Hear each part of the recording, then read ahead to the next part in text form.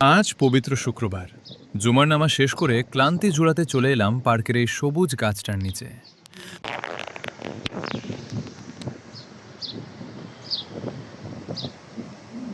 মাথার উপর গাছের এই শীতল ছায়া আর কানে ভেসে আসা পাখির মিষ্টি কিচিরমিচির শব্দ মুহূর্তেই মনটাকে শান্ত করে দিল।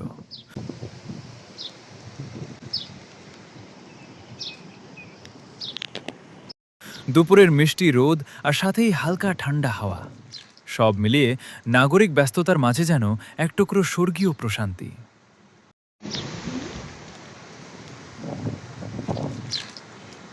হঠাৎ চোখ গেল গাছের ডালে। চমৎকার কারুকার্যে বোনা বাবুই পাখির বাসা। প্রকৃতির এই ছোট্ট শিল্পীদের সৃষ্টি যেন দুপুরের এই সৌন্দর্যকে আরও বাড়িয়ে দিল।